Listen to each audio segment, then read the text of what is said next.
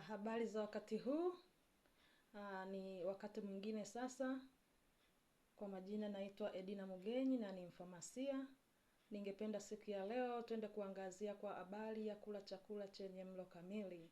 Mara nyingi tumekuwa tukisema na sasa mimi ninasema, usipokula chakula kama dawa, utakula dawa kama chakula. Ndio.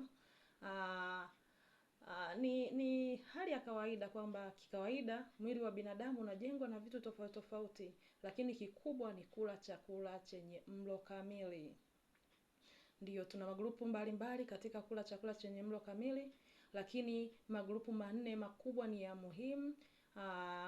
Kuna grupu la wanga au carbohydrate, tuna protini na tuna vitamini, lakini kuna vyakula vya mafuta au fati. Na hivi vyakula vinapatikana kiurahisi, maana watu wengine wanafikiri watu wanaweza kula hivyo ni watu matajiri tu, lakini hata watu wenye maisha ya kawaida wanaweza kula vizuri wakapata mlo kamili, maana hivi vyakula vinapatikana katika mazingira yetu ya kila siku.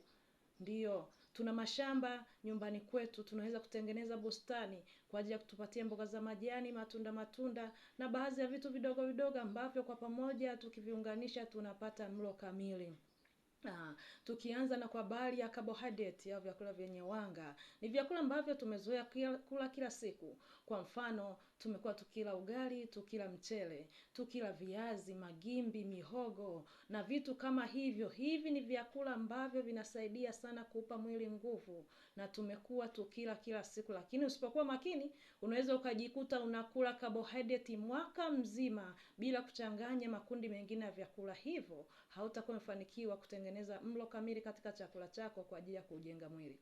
Lakini pia tuna habari ya protini. Protini inapatikana kwenye vitu kama maini, mayai, nyama na product za baharini, kwa mfano samaki, lakini pia na dagaa. Dagaa ni mboga ambayo inakuwa kama imezalaulika, inaonekana kama wanakula watu wenye hadhi ya chini, lakini kiukweli ina virutubisho vya kutosha kwa ajili ya chanzo kizuri cha protini. Lakini pia tuna vyakula vya mafuta. Mafuta tumekuwa tukiyatumia kila siku, lakini baadhi ya vyakula vinaweza vikao na mchanganyiko wa vitu mbalimbali, vina protini, vina carbohydrate, ndani yake kuna mafuta.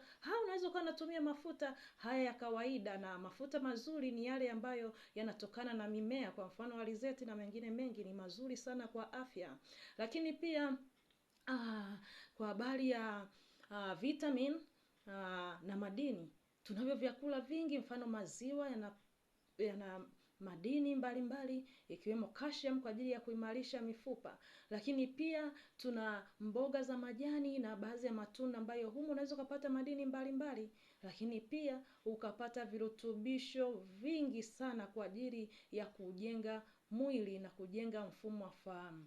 Ndiyo, kwa hiyo kula mlo kamili kwa ajili ya afya yako ya akili, lakini pia na afya ya kimwili. Na mimi ninasema, usipokula chakula kama dawa, utakula dawa kama chakula. Tuonane siku nyingine.